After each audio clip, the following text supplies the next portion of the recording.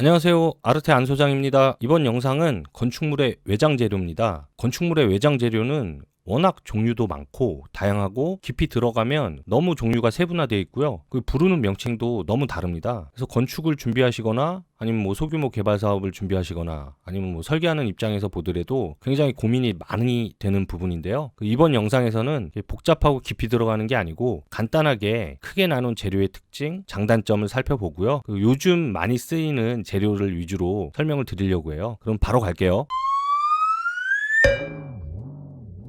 네, 제가 첫 번째로 뽑은 재료가 벽돌이에요. 벽돌은 워낙 오래된 건축물 외부 마감 재료죠. 지금도 꾸준히 사용되고 있고요. 한 십몇 년 전부터는 다양한 벽돌 종류도 많아져서 여전히 인기가 많은 재료이기도 합니다. 벽돌은 크게 나눠서 흙을 구워서 만든 벽돌이 있고요. 시멘트 모래 자갈 등을 섞어서 시멘트 블럭식으로 만든 벽돌이 있어요. 요즘 많이 쓰죠. 큐블럭이라고 하는 거. 이렇게 크게 나눠서 두 가지로 좀 설명을 드리고요. 보이시는 이미지를 보시면 흔히 말하는 흙을 구워서 만든 벽돌입니다. 벽돌 종류도 굉장히 많은데요. 최근에 많이 유행하고 있는 고벽돌, 그리고 전벽돌 많이 유행하죠. 점토벽돌 같은 경우에는 예전부터 꾸준히 사랑을 받았던 그런 벽돌이고요. 보시면 조금 단가가 나가지만 청고벽돌, 백고벽돌 이렇게 있습니다. 제가 이미지를 몇 개 이렇게 따왔는데요. 대부분 요즘 지어지고 있는 좀 모던한 스타일에도 이렇게 벽돌이 잘 어울립니다. 그래서 좀 고민이 되신다 그러면 그냥 벽돌을 선택하시면 크게 무리가 없어요. 그 정도로 벽돌은 굉장히 좋은 외부 마감 재료입니다. 게다가 소규모 주택이나 흔히 이제 메스, 덩어리가 작은 규모의 그런 건축물을 설계할 때는 저도 이제 벽돌을 꽤 많이 쓰는 편이에요. 왜냐하면 작은 건물일수록 덩어리감, 메스감이라고 하는데 매시브하게 좀 디자인하는 편이거든요. 그거를 잘 표현해내는 게 이제 벽돌인 것 같아요. 그리고 보면 가끔 대규모 건축물에서도 많이 쓰는데 가장 대표적인 건물이 이제 세계적인 건축가 마리오 보타가 설계한 강남 교보문고가 대표적인 대규모 건축에서 쓰인 벽돌이죠. 네, 이렇게 파벽돌도 있고요. 좀 이렇게 굉장히 올드한 느낌도 나고 분위기 되게 괜찮아요. 이런 벽돌도.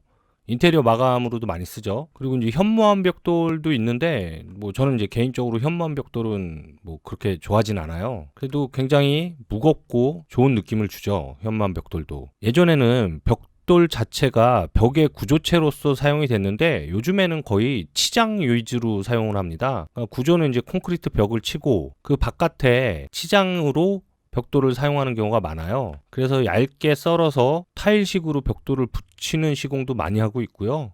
다양하게 이제 변화가 많이 되고 있습니다. 벽돌은. 네, 다음은 시멘트 벽돌인데요. 시멘트 벽돌의 대표적인 브랜드가 이제 큐블럭이 있죠. 다양한 색상과 다양한 사이즈를 만드는데요. 최근에 많이 유행하고 있습니다. 네, 지금 보시는 사이트는 이제 큐블럭 사이트인데요. 이렇게 규격도 다양하고요.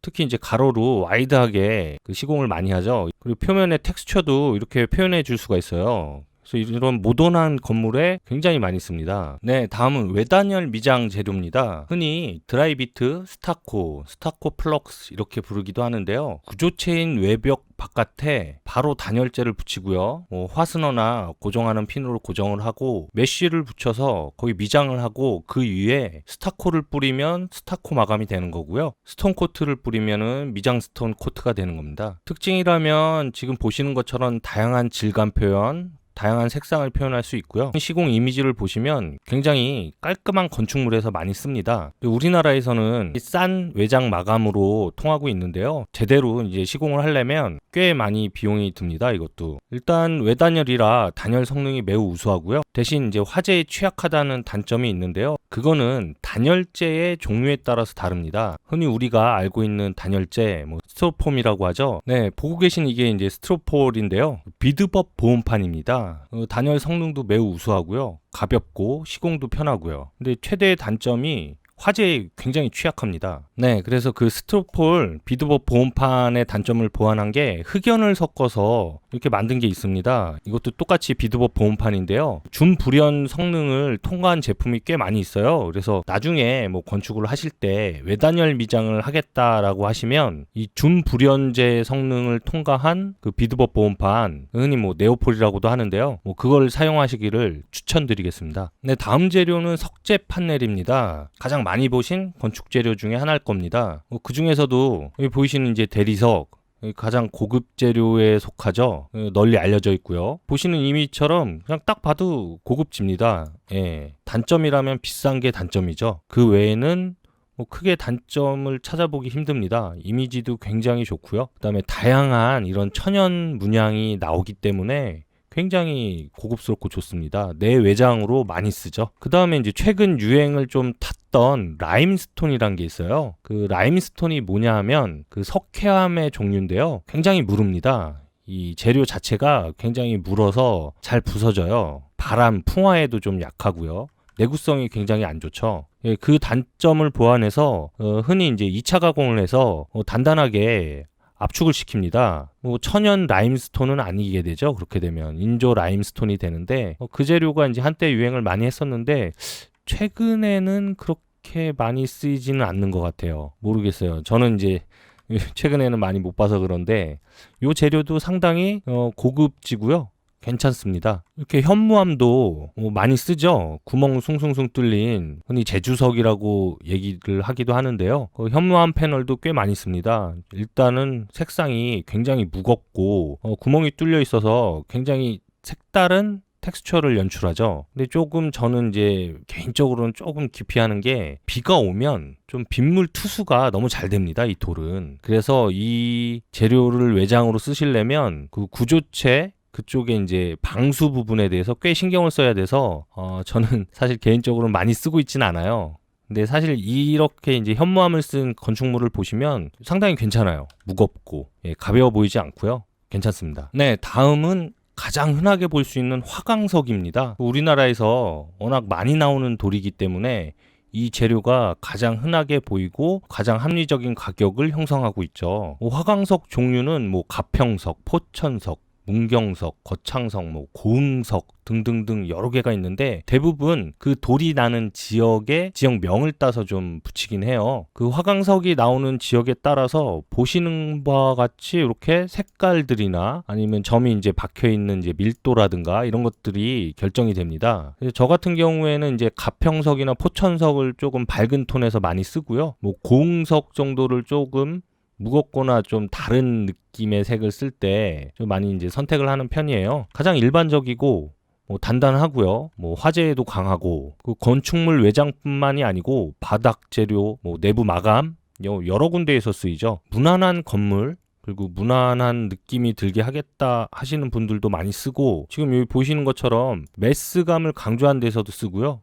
굉장히 범용적으로 쓰입니다. 여기 이미지 보시면 표면이 이제 반짝반짝하게 이제 보이는데 매끈하게 물갈기라고 해서 표면을 연마해서 광택이 나게 이제 가공을 한 것이 있고요. 버너구이라 그래서 표면에 열을 가해서 표면을 거칠게 만든 화강석도 있습니다. 뭐 지나다니시다 보면 뭐 반짝반짝한 돌이 있고 거칠거칠해 갖고 이제 광택이 안 난 돌이 있는데 그게 이제 가공하기 나름입니다. 네, 다음은 금속 판넬입니다. 금속 판넬의 가장 대표적인 게 알루미늄 패널이죠. 일단 가볍고 깔끔하고 모던한 느낌을 줍니다. 모던한 건물에 많이 사용을 하고 있고요. 일단 가볍고 화재에도 강해서 널리 쓰고 있죠. 특히 이제 하이라이즈, 고층 빌딩 같은 경우에는 재료 자체가 가볍기 때문에 시공성도 우수하고요. 범용적으로 많이 쓰이죠. 그러니까 알루미늄에서 한 단계 진화한 게 아노다이징 패널이죠. 아노다이징 패널이 뭐냐면 알루미늄을 전해질용액에 담궈서 전류를 흘려보내서 가공한 건데요. 그 마모성, 내마모성도 굉장히 강하고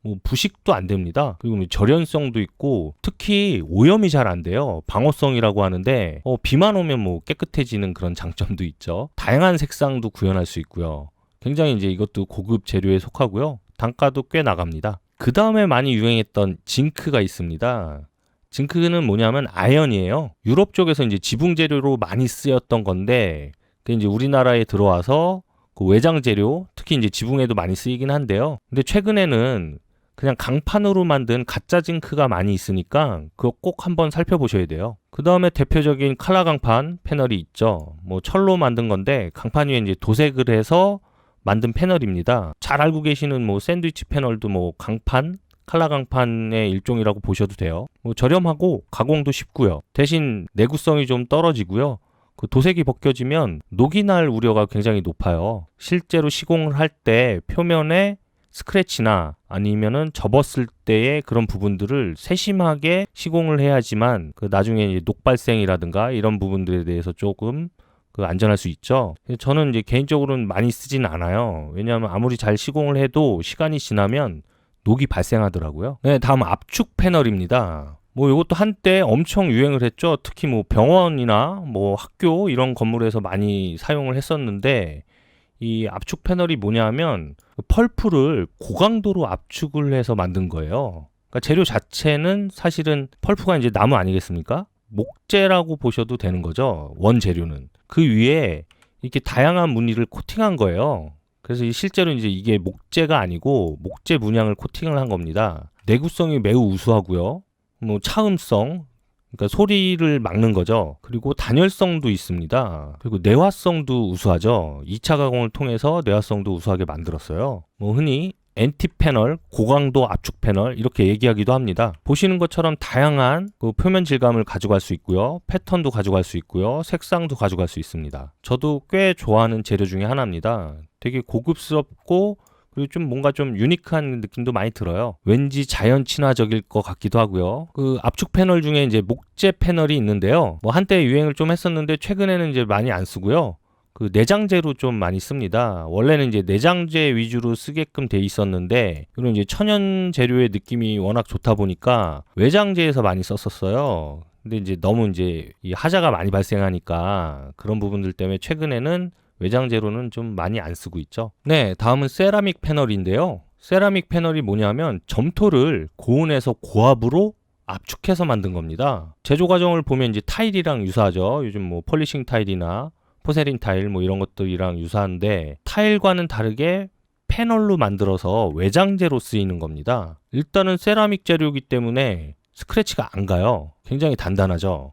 그리고 불에도 강하고요. 그리고 내구성도 좋아요. 그리고 차음 성능도 있습니다. 그리고 일단 원재료가 점토라 굉장히 친환경적이고 오염에도 강합니다. 방어성이 굉장히 뛰어나죠. 뭐 흔히 그런 얘기 하죠. 뭐 비만 오면 깨끗해진다. 뭐 이런 얘기도 있습니다. 보시는 바와 같이 이미지는 모던한 이미지나 아니면 뭐 정갈한 이미지에도 잘 어울리고요. 최근에는 뭐 아파트에서도 쓰이기도 합니다. 이런 식으로 오피스텔이나 아파트 이렇게 쓰이기도 하고 저층 주거지에서도 많이 쓰고요. 뭐 다양하게 활용이 되고 있죠. 일단 장점이 꽤 많은데 단점이라면 뭐 좀 비싸다는 거 그게 뭐 가장 유일한 단점이 되겠죠. 그 보시는 것 같이 이제 결속하는 방식도 히든 방식이 있고요. 이렇게 뭐 줄눈 방식이 있고요. 한데 뭐 어떤 걸 써도 굉장히 이미지는 괜찮습니다. 저는 개인적으로는 이렇게 히든 방식으로 해서 그 결속하는 그 줄눈을 없는 거죠. 줄눈에 대한 이제 마감이 따로 없는 그런 방식을 선호하긴 합니다. 얼마 전까지는 수입이 주를 이루었는데 최근에는 국내에서도 생산을 한다고 합니다. 이제 너무 저렴한 걸 쓰면 좀 두께라든가 아니면 강도가 약해서 내구성이 떨어진다는 얘기도 있으니까 너무 저렴한 거를 안 쓰기를 추천드릴게요. 네, 오늘 이제 건축물의 외장재에 대해서 쭉 한번 살펴봤고요. 이게 깊이 들어가면 정말 끝이 없습니다. 그래서 오늘은 굉장히 간단하게 많이 쓰이고 그리고 제가 이제 주로 사용했던 재료 위주로 장단점에 대해서 쭉 한번 살펴봤습니다.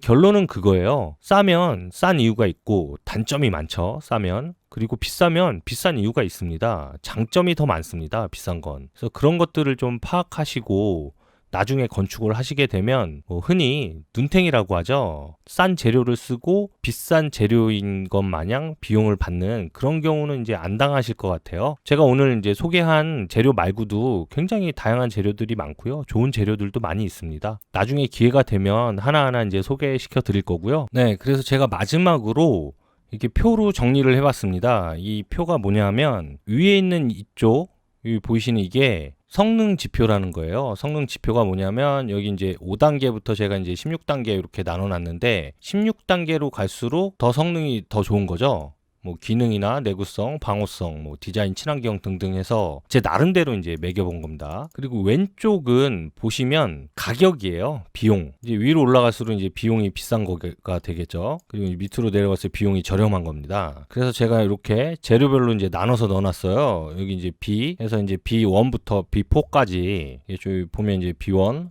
B2, B3 여기 있네요. 뭐 이런 식으로 B4 해갖고 재료를 이제 여기다 포진시켜 놨고요. 여기 보면은 이제 B1 같은 경우에는 성능이 11인데 비용은 지금 이쪽에 가 있죠. 근데 B2 같은 경우에는 동일 성능인데 지금 여기 와 있습니다.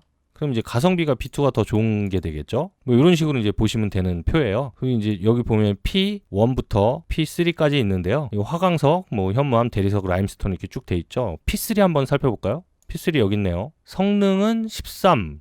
꽤 좋네요. 근데 비용도 상급입니다. 그렇게 되면 이제 가성비가 좀 안 나오는 재료로 취급되는 거죠. 이 제일 가성비가 안 나오는 게 이제 MP1 이렇게 되어 있는데 MP1이 이제 아노다이징 패널이에요. 뭐 가성비가 그렇게 좋진 않습니다. 뭐 이런 식으로 해서 제가 한번 정리를 한 건데 일단 제가 개인적으로 정리를 한 거라 이게 정답은 아닙니다. 그래도 뭐 혹시 이제 이런 것들이 이제 필요하실 수도 있으니까 제가 이제 영상에다 이제 정리를 해서 올려본 거고요. 나중에 이제 건축을 하시게 되면 요거 참고로 하셔서 뭔가 선정을 하셔도 나쁘지 않을 것 같습니다. 그리고 제가 이제 주로 이렇게 가운데다 이렇게 써놓았던 게 가성비 위주의 그런 재료들입니다. 이쪽 가운데 있는 것들이 가성비가 좋겠죠. 네, 오늘 영상은 여기까지고요. 어떻게 도움이 되셨나 모르겠네요. 도움이 되셨다면 좋아요와 구독하기 부탁드리고요. 저는 다음 영상에서 뵙겠습니다.